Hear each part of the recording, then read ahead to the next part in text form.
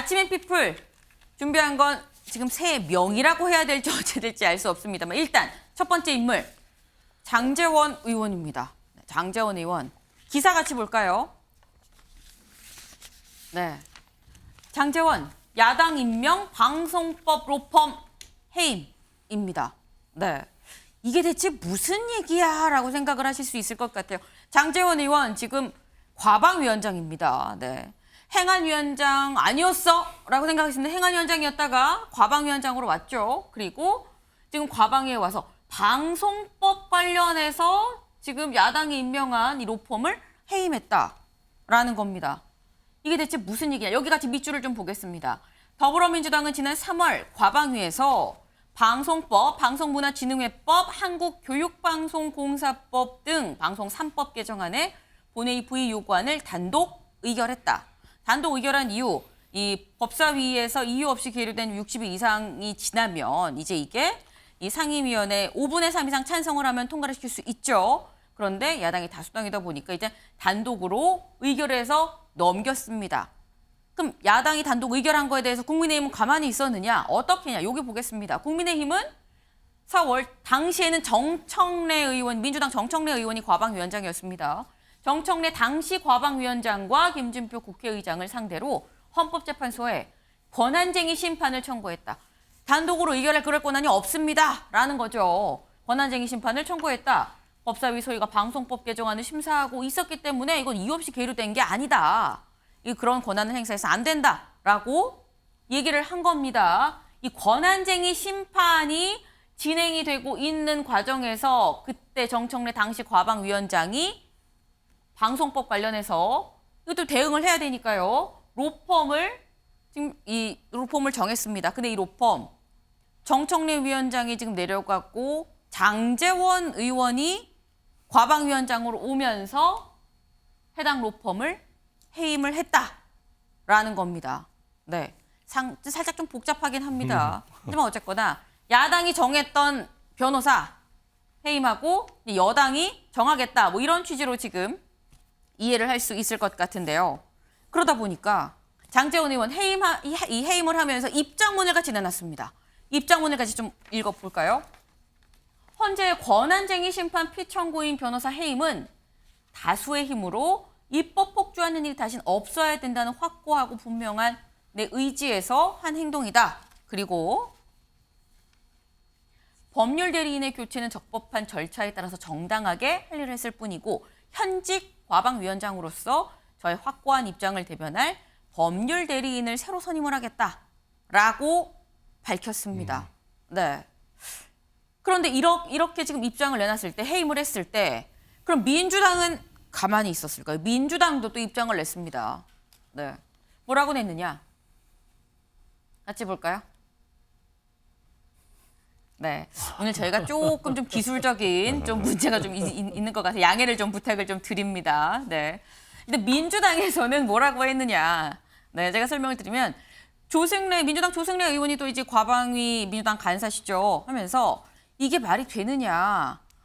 국회 과방위원장으로서 한 부분인 건데 그런데 지금 됐습니다. 네. 아유, 네. 라이브의 묘미기도 하죠. 같이 볼까요?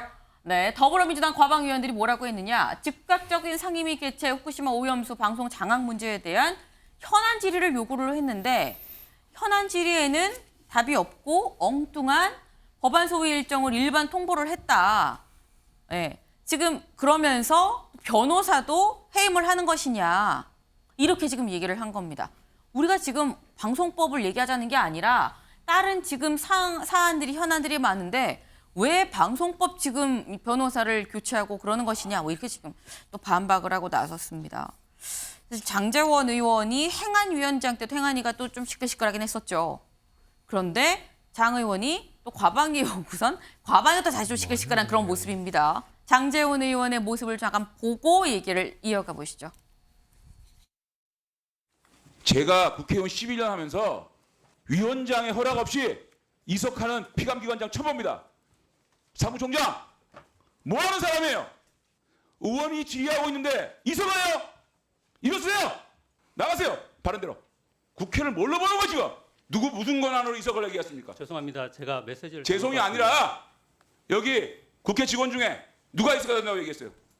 아직까지 손가락질하고 아직도 그런 힘이 남으셨네요. 참 부끄러운 줄 아세요?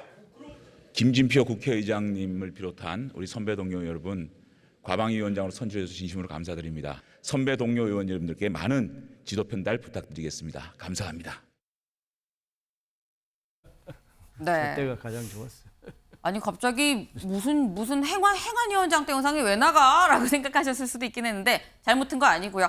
행안위원장 때 장제원 의원 상당히 뭐 말 한마디, 행동 하나, 제스처 하나하나 사실 이목이 쏠리는 인물입니다. 그러다 보니까 굉장히 좀 행안위 자체가 시끌시끌하고 좀 주목을 받는 상임위가 됐었었는데 그리고 이제 과방위원장에 임명이 됐고 과방에서도 다시 또 이제 좀 시끌시끌한 좀 그런 상황이 되는 거 아닌가라는 생각이 듭니다. 네. 유상범 의원님. 네.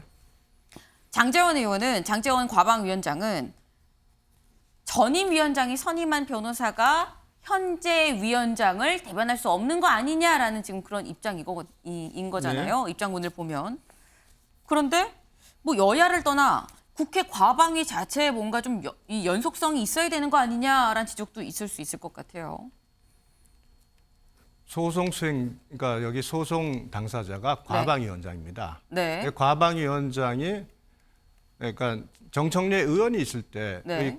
그 입장, 그것은 지금 현재 이와 같은 본회의 직회부가 적법하다는 입장입니다. 네. 근데 제가 이제 법사위에 있으면서 이 방송법 관련된 부분을 논의를 했습니다.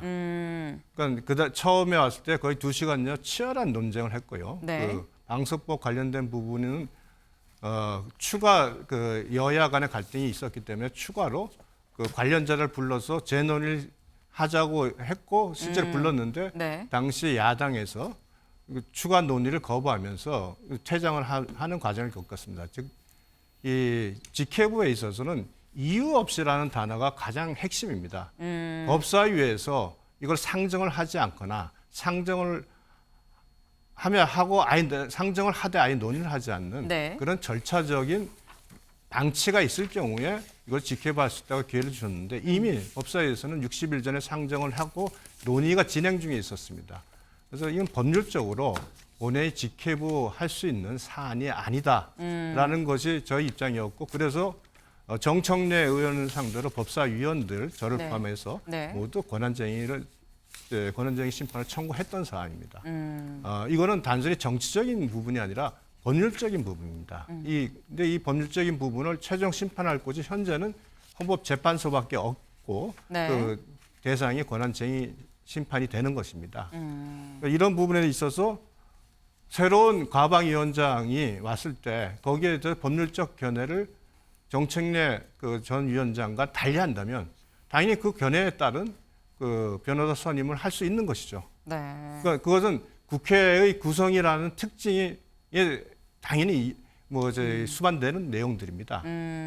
그래서 이 부분에 대해서는 사실은 이 논의가 뭐 바꿨냐 안 바꿨냐를 가지고 논의가 가면 네. 사실 논의가 핵심이 벗어나지는 것이고요. 논의 핵심이 아니다. 네, 진정한 것은 법사위에서 논의가 진행 중이었는데 네. 60일이 지났다는 이유만으로 갑자기 논의 중인 법안을 과방에서 본회의 직회부하는 것이 이제 국회법이 갖고 있는 이 규정을 제대로 준수하는 것이냐 아니냐 이 문제입니다. 그래서 벌써 이것만 있는 게 아니라 그 전에 다른 법률에 대해서도 저희가 이미 권한쟁의 심판을 청구한 게 있고요. 네. 그래서 이거는 헌재에서 신속하게 이 부분에 대한 심리를 통해서 정리를 해줘야지 안 그러면 다수당의 입법 폭주가 계속 반복될 수밖에 없는 그런 사안입니다. 네.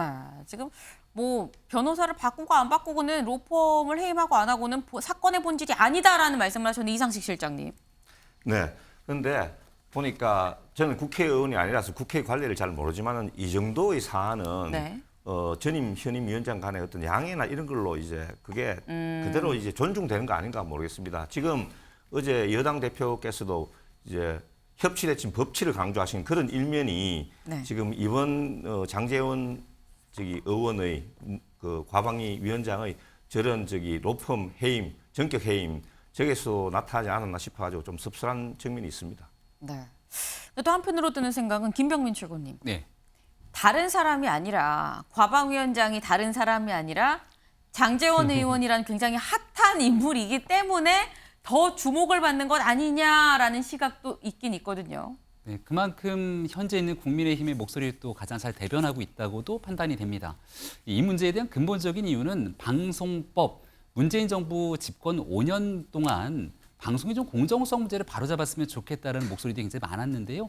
과거에 있었던 정권 출범하기 전에 박홍근 전 원내대표, 네. 그러니까 의원 시절에 얘기했던 방송법 개정안 등에 대한 민주당의 입장이 있었는데 손바닥 뒤집듯이 뒤바꿔서 집권 내내 아무것도 안 하고 있다가 다시 야당이 되고 나니까 방송 장악성 성격의 법안을 처리하기 위해서 이른바 여당과 전혀 협의하지 않은 채로 일반 집회부를 해버린 일이 사건의 발달이고, 그럼 이 부분을 의석의 힘이 없는 상태에서 소수 여당이 막아세울 수 있는 일은 절차상의 문제가 있다, 권한쟁의 심판을 하게 되는 일이었고, 여기에 대해서 일방적인 편애되게 되는 변호사의 입장들이 있다면 이걸 과방위원장이 새로 와서 바로잡게 되는 것이 무엇이 문제인가, 이런 생각이 드는데, 절차와 원칙에 따라서 협치의 기본적인 원칙을 무시한 일이 있다면 거기에 맞춰서 하나둘씩 정상화의 과정들을 진행하고 있다고 생각합니다. 김경만 의원님. 장제원 위원장이 과방위원장 당선됐을 때 여야의 가장 박수를 받았습니다. 왜냐하면 아주 아까 우리 저 표정에서 봤듯이 네. 매우 웃으면서 저를 과방위원장으로 뽑아주셔서 매우 감사하다. 네. 얼마나 여야의 뜻을 잘 받들어서 과방위를 이끌어가겠다라고 발언했지 않습니까? 네. 근데 누구나 우리도 많이 짐작을 했지만은 저번 선임하실 때 방송법 저지 이 부분에 대한 역할을 확실하게 수행할 것이다. 이 부분은 누구나 예측할 수 있는 사항이었고요. 사실 방송은 방송위원회, 또 언론은 언론 쪽에 이렇게 가야 되는 것이 맞는데 지금 방송 쪽의 개혁이라는 혁신 부분이 가장 더디게 이루어지고 있고 지금 현재도 사실 그 KBS 수신료 문제라든지 방통위원 선임 문제 이런 현안 사항들이 굉장히 누적돼 있습니다.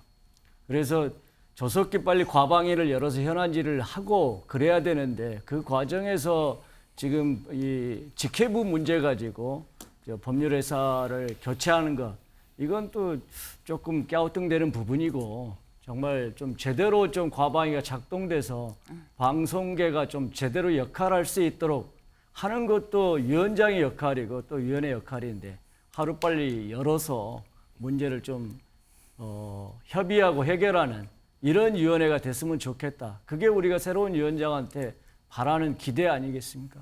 네.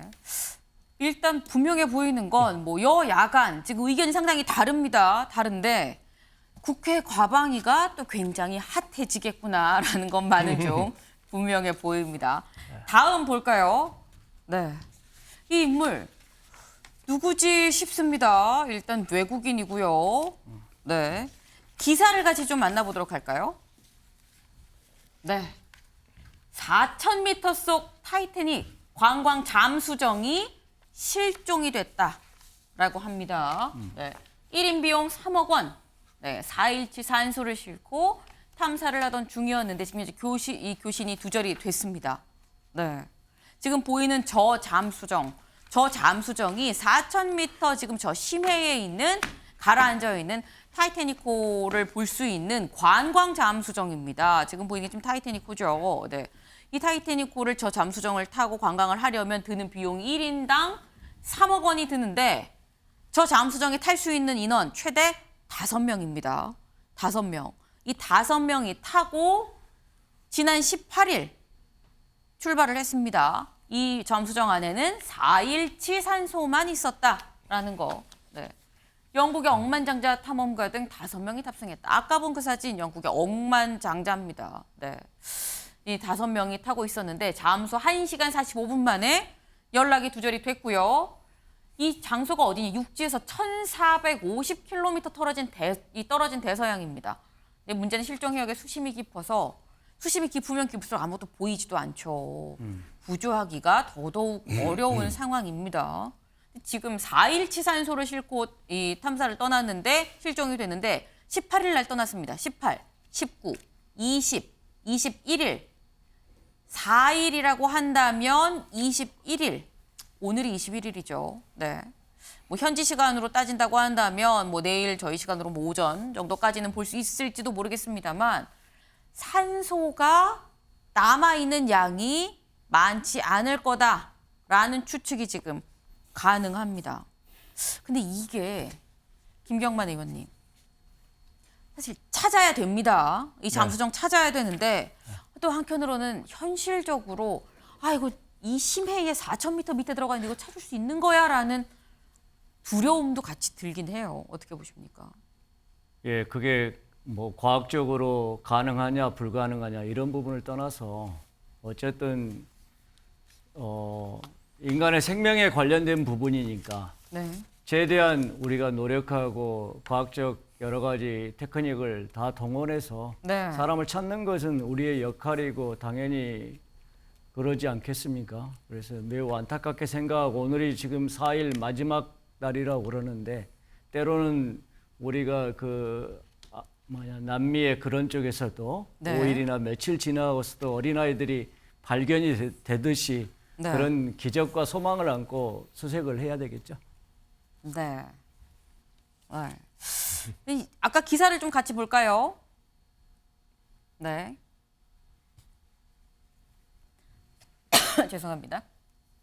이런 관광이 있었어라는 생각이 드실 것 같아서 저희가 좀 밑줄을 좀 쳐봤는데요. 타이타닉 심해 관광이라는 게 실제 있습니다. 이번이 처음이 또 아니었어요. 1인당 드는 비용이 3억 4천만 원인데 타이타닉호 잔해를 둘러보는 심해 잠수정 관광입니다. 해저와 수상을 오가면서 8일 동안 진행이 되고요. 인당 3억 4천만 원 정도가 들어서 초호화 익스트림 관광 상품이란 평가도 있다.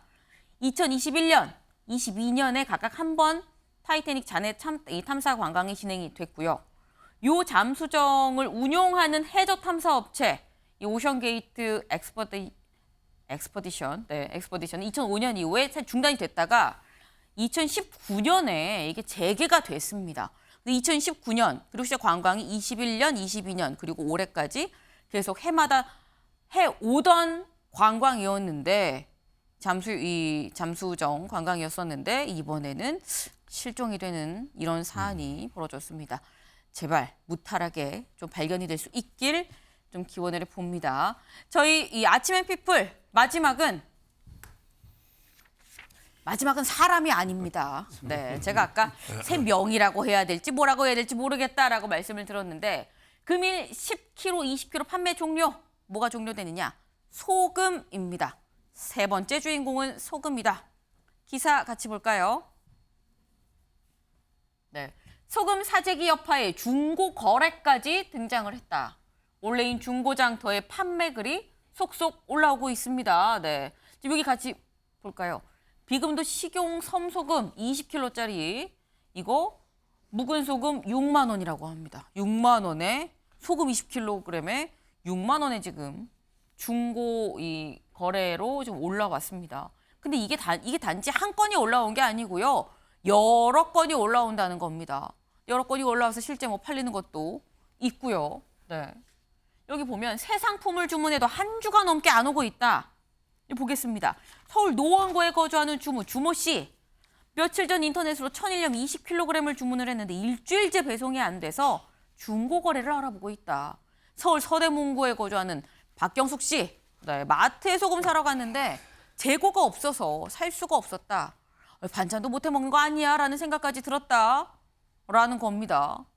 일단 이런 분위기들이 글쎄요, 김병민 최고님, 이게 사재기가 사실은 심리적인 부분인 거거든요. 네.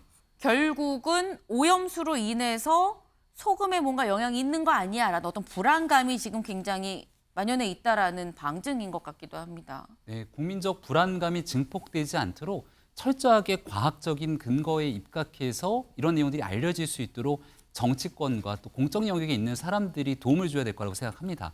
말씀 주신 것처럼 여러 불안감들이 있기 때문에 지금 후쿠시마 오염수 방류에 관련된 문제입니다만 과거에 있었던 사드 전자파 문제 또 광우병 문제에 이르기까지 그 당시에는 뭔가 대단하게 국민의 삶을 위협하는 것처럼 비춰졌지만 네. 시간이 지나고 나서 보면 과학적인 근거는 전혀 결여되어 있는 상태 속에서 온갖 괴담으로 국민의 불안감을 증폭시켰던 일이 경제적인 여파로까지 이어졌던 일들이 있습니다.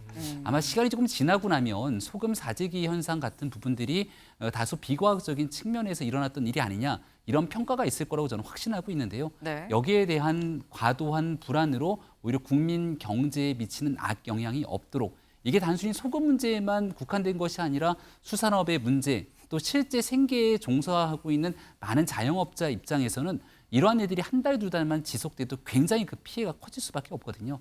다시금 돌이킬 수 없는 피해로 이어지지 않도록 객관적인 상황에서의 설명이 이어지기 위한 노력이 절실히 필요할 때라는 말씀 꼭 드립니다. 네.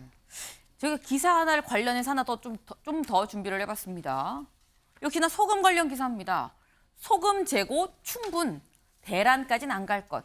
매일경제 기자가 직접 천일염 생산지 신안에 가봤다고 합니다. 후쿠시마 오염수 방류 우려에 하루 소금 판매량이 10배가 증가를 했는데 그러다 보니까 연초 대비 천일염 값이 40%가 지금 오른 상황입니다. 신안군은 뭐라고 하느냐?